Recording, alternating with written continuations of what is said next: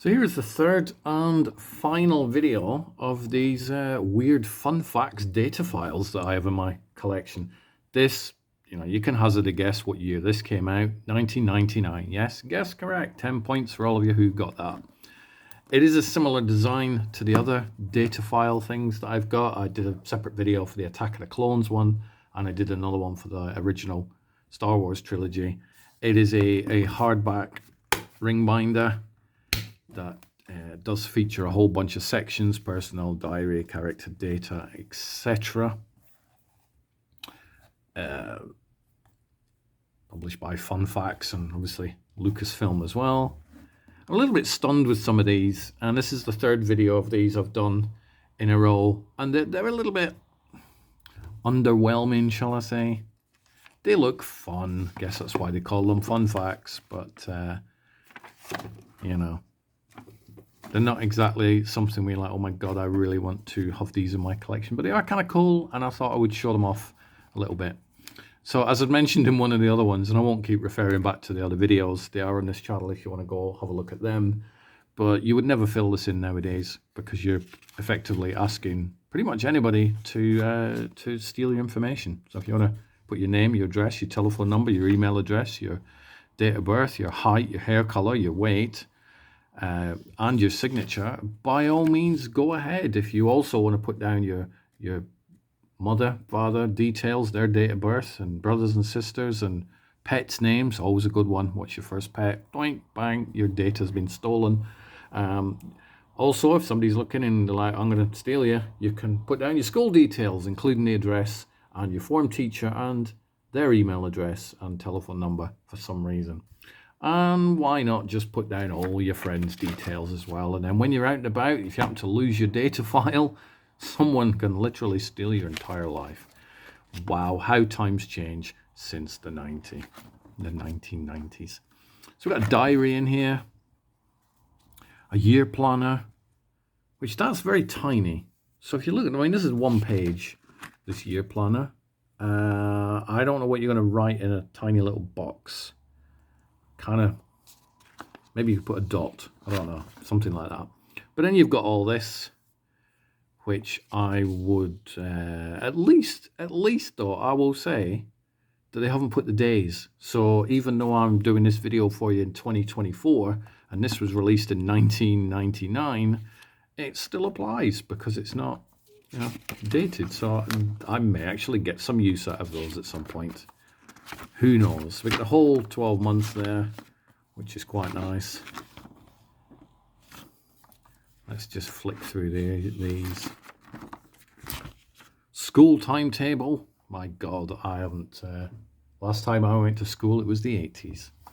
So then what we get in here is some technical data, which is, obviously we're focusing now on episode 1. So we get information about the drop ships and various bits and pieces. Gungan subs, pod racing, and I think, we get something that's folding out. What do we get that's folding out? We get something that's going to make me move the camera. That's what we get, don't we?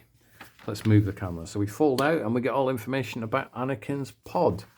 On the other side, we get all the information about all the other pods. And pit droids and all that sort of stuff. So there's a bit of a wealth of information in there. And then the fun bit, obviously, is trying to fold the thing back again.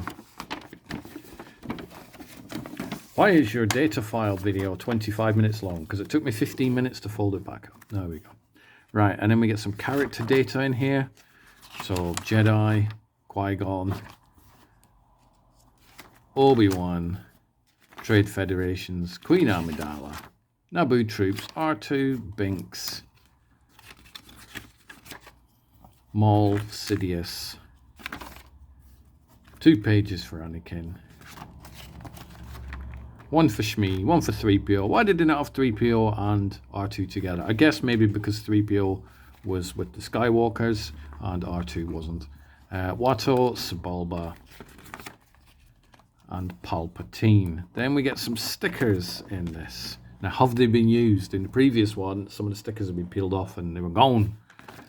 Oh, they're all still intact. So I'm guessing whoever owned this previously isn't really a fan of episode 1 because they've left all the stickers intact. And then we get them all there. Some stickers. There we go.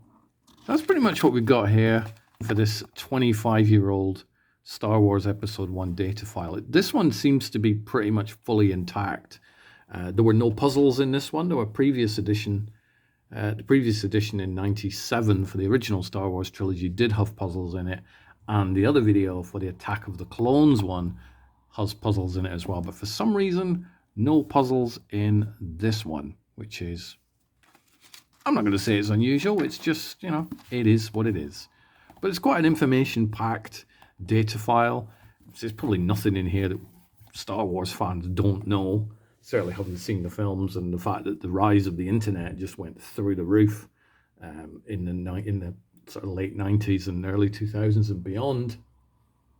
But it's a fun little book. It will stand up nicely on a shelf. It will also stand up nicely with the other data files that I have, which I did do videos on each of those, separate videos on this channel. So I just wanted to sort of dig it out. I picked these up as part of a batch on eBay. Pretty cheap price, so they are out there. I don't know if I'd run out and buy them brand new. If I was a kid, I probably would, because, you know, we want everything Star Wars, don't we?